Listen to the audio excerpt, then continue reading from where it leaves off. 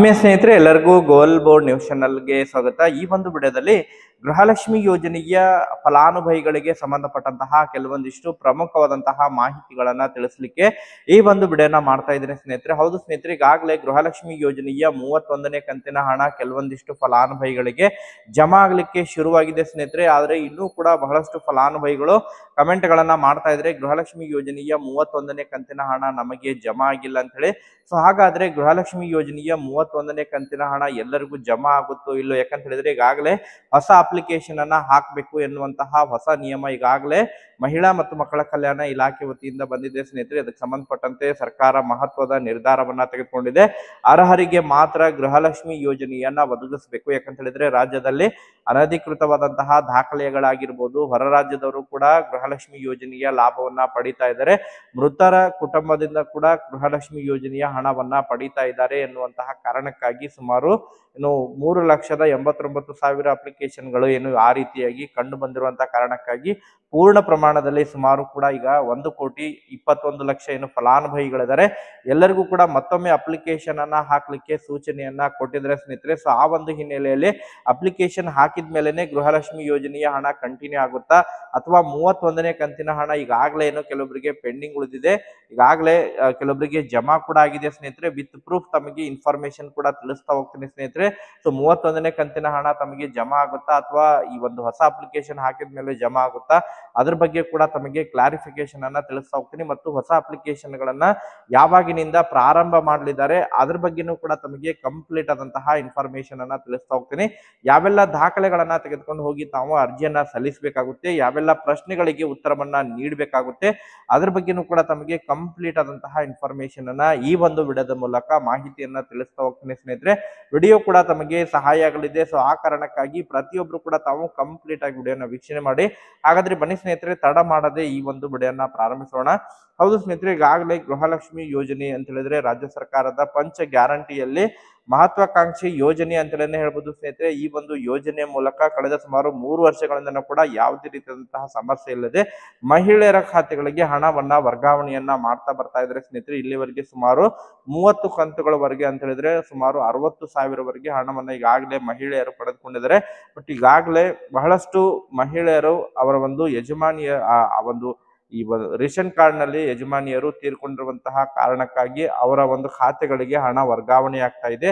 ಸುಮಾರು ಅಂತಹ ಒಂದು ಪ್ರಕರಣಗಳು ರಾಜ್ಯಾದ್ಯಂತ ಸುಮಾರು 1,94,000 ಫಲಾನುಭವಿಗಳು ಈ ಒಂದು ಹಣವನ್ನ ಪಡಿತಾ ಇದ್ದಾರೆ ಎನ್ನುವಂತಹ ಕೆಲವೊಂದಿಷ್ಟು ಮಾಹಿತಿಗಳು ಲಭ್ಯವಾಗ್ತಾ ಇದೆ.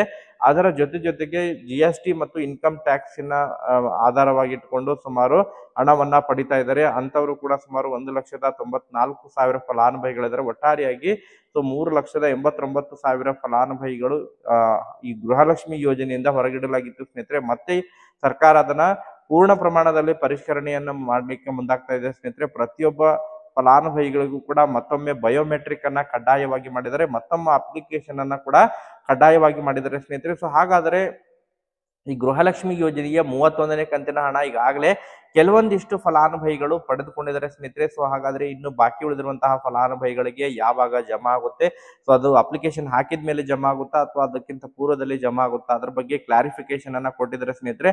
ಯಾರೆಲ್ಲ ಈಗಾಗಲೇ 3,89,000 ಫಲಾನುಭವಿಗಳಿದ್ದಾರೆ, ಸೊ ಅವ್ರಿಗೆ ಕಂಪ್ಲೀಟ್ ಆಗಿ 31ನೇ ಕಂತಿನ ಹಣ ಜಮಾ ಆಗಂಗಿಲ್ಲ ಎನ್ನುವಂತಹ ಮಾಹಿತಿಯನ್ನ ಕೊಟ್ಟಿದ್ದಾರೆ ಸ್ನೇಹಿತರೆ. ಅವರೇ ಮತ್ತೊಮ್ಮೆ ಅಪ್ಲಿಕೇಶನ್ ಅನ್ನ ಹಾಕುವುದರ ಮೂಲಕನೇ ಎಲ್ಲ ದಾಖಲೆಗಳ ಸರಿ ಇದ್ರೆ ಮಾತ್ರ ಅವರಿಗೆ ಕಂಟಿನ್ಯೂ ಅನ್ನ ಮಾಡ್ತಾರೆ.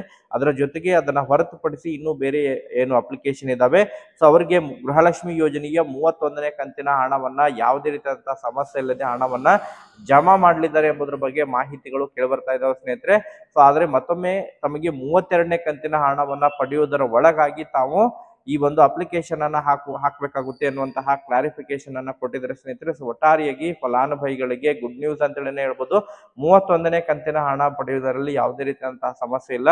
ಆದ್ರೆ ಯಾರೆಲ್ಲ ಮೃತರ ಕುಟುಂಬದಿಂದ ಏನು ಹೊರಗುಳಿದಿದ್ದಾರೆ ಮತ್ತು ಇನ್ಕಮ್ ಟ್ಯಾಕ್ಸ್ GST ಇಂದ ಹೊರಗುಳಿದಿದ್ದಾರೆ ಅವರಿಗೆ ಗೃಹಲಕ್ಷ್ಮಿ ಯೋಜನೆಯ 31ನೇ ಕಂತಿನ ಹಣ ಜಮಾ ಆಗಂಗಿಲ್ಲ ಎನ್ನುವಂತಹ ಸ್ಪಷ್ಟನೆಯನ್ನ ಕೊಟ್ಟಿದ್ದಾರೆ ಸ್ನೇಹಿತರೆ. ಸೊ ಉಳಿದವರಿಗೆ 31ನೇ ಕಂತಿನ ಹಣ ಜಮಾ ಆಗಲಿದೆ. ಮತ್ತೊಮ್ಮೆ ಬಯೋಮೆಟ್ರಿಕ್ ಅನ್ನ ಮಾಡಿಸಿ ಹೊಸ ಅಪ್ಲಿಕೇಶನ್ ಅನ್ನ ಹಾಕಿದವರಿಗೆ 32ನೇ ಕಂತಿನ ಹಣ ಜಮಾ ಆಗಲಿದೆ. ಅದರ ಜೊತೆಗೆ ಬಹಳ ಪ್ರಮುಖವಾಗಿ ಈಗಾಗಲೇ 32ನೇ ಕಂತಿನ ಹಣ ಪಡೆಯೋದ್ರ ಒಳಗಾಗಿ ತಾವು ಅಪ್ಲಿಕೇಶನ್ ಅನ್ನು ಕೂಡ ಹಾಕಬೇಕಾಗುತ್ತೆ. ಆದಷ್ಟು ಶೀಘ್ರದಲ್ಲೇ ಮುಂದಿನ ಸೋಮವಾರದಿಂದ ಅಪ್ಲಿಕೇಶನ್ ಕೂಡ ಪ್ರಾರಂಭವಾಗಲಿದ್ದಾವೆ ಎಂಬುದರ ಬಗ್ಗೆ ಮಾಹಿತಿಗಳು ಕೇಳಿ ಬರ್ತಾ ಇದಾವೆ ಸ್ನೇಹಿತರೆ. ಸೊ ತಮ್ಮ ಒಂದು ಆಧಾರ್ ಕಾರ್ಡ್ ಆಗಿರ್ಬೋದು, ಅದ್ರ ಜೊತೆಗೆ ಪ್ಯಾನ್ ಕಾರ್ಡ್ ಆಗಿರ್ಬೋದು ಮತ್ತು ಬ್ಯಾಂಕ್ ಪಾಸ್ಬುಕ್ ಆಗಿರ್ಬೋದು, ಮತ್ತೆ ತಮ್ಮ ಒಂದು ಗಂಡನ ಆಧಾರ್ ಕಾರ್ಡ್ ಅನ್ನ ಪಡೆದುಕೊಂಡು ಹೋಗಿ ತಾವು ಅರ್ಜಿಯನ್ನ ಸಲ್ಲಿಸಬೇಕು. ಇನ್ಕಮ್ ಟ್ಯಾಕ್ಸ್ GST ಅನ್ನ ಪೇ ಮಾಡ್ತಾರೆ ಅನ್ನುವಂತ ಪ್ರಶ್ನೆಗಳನ್ನ ಸುಮಾರು ಒಂದು 12 ಪ್ರಶ್ನೆಗಳಿದಾವೆ ಸ್ನೇಹಿತರೆ. ಸೊ ಅದರಲ್ಲಿ ತಮ್ಮ ಒಂದು ಬ್ಯಾಂಕ್ ಖಾತೆ ಹೆಸರಾಗಿರ್ಬೋದು, ಕೆಲವೊಂದಿಷ್ಟು ನಾರ್ಮಲ್ ಪ್ರಶ್ನೆಗಳಿದಾವೆ, ಕೆಲವೊಂದಿಷ್ಟು ಇನ್ಕಮ್ ಟ್ಯಾಕ್ಸ್ GST ಗೆ ಸಂಬಂಧಪಟ್ಟಂತೆ ಮಾಹಿತಿಯನ್ನು ಕೇಳಿದ್ದಾರೆ. ಅದರ ಜೊತೆಗೆ ಮನೆಯಲ್ಲಿ ಎಷ್ಟು ಮಹಿಳೆಯರು, ಎಷ್ಟು ಫಲಾನುಭವಿಗಳು ಗೃಹಲಕ್ಷ್ಮಿ ಯೋಜನೆಯ ಲಾಭವನ್ನ ಪಡಿತಾ ಇದ್ದಾರೆ ಅದರ ಬಗ್ಗೆನೂ ಕೂಡ ಮಾಹಿತಿಯನ್ನ ಕೇಳಿದ್ದಾರೆ. ಸೊ ಒಟ್ಟಾರೆಯಾಗಿ ಎಲ್ಲ ಇನ್ಫಾರ್ಮೇಶನ್ ಗಳನ್ನ ತುಂಬಿದ ನಂತರ ವೆರಿಫಿಕೇಶನ್ ಆದ್ಮೇಲೆ ತಮಗೆ ಪುನಃ ಗೃಹಲಕ್ಷ್ಮಿ ಯೋಜನೆಯ ಹಣ ಮುಂದುವರಿಯಲಿದೆ ಸ್ನೇಹಿತರೆ. ಸೊ 32ನೇ ಕಂತಿನ ಹಣ ಒಟ್ಟಾರೆಯಾಗಿ ಆದಷ್ಟು ಶೀಘ್ರದಲ್ಲಿ ಎಲ್ಲ ದಾಖಲೆಗಳನ್ನ ತೆಗೆದುಕೊಂಡು ಇಟ್ಕೊಳ್ಳಿ ಸ್ನೇಹಿತರೆ. ಆದಷ್ಟು ಶೀಘ್ರದಲ್ಲಿ ಇದೇ ಸೋಮವಾರದಿಂದನೇ ಹೊಸ ಅಪ್ಲಿಕೇಶನ್ಗಳು ಮತ್ತೊಮ್ಮೆ ಅರ್ಜಿ ಸಲ್ಲಿಸುವಂತಹ ಪ್ರಕ್ರಿಯೆಗಳು ಪ್ರಾರಂಭವಾಗಲಿದ್ದಾವೆ. ಸೊ ಬಯೋಮೆಟ್ರಿಗೆ ₹5 ಕಡ್ಡಾಯ ಮಾಡಿದ್ದಾರೆ ಎನ್ನುವಂತಹ ಮಾಹಿತಿಗಳು ಕೂಡ ಕೇಳಿ ಬರ್ತಾ ಇದ್ದಾವೆ. ಸೊ ಒಟ್ಟಾರೆಯಾಗಿ ಅಧಿಕೃತವಾಗಿ ಅದರ ಬಗ್ಗೆ ಮತ್ತೆ ಅಪ್ಡೇಟ್ಗಳು ಲಭ್ಯವಾದರೆ ತಮಗೆ ಅದರ ಬಗ್ಗೆ ಇನ್ಫಾರ್ಮೇಶನ್ ಕೂಡ ತಿಳಿಸ್ಕೊಡ್ತೀನಿ ಸ್ನೇಹಿತರೆ. Okay, thank you for watching this video.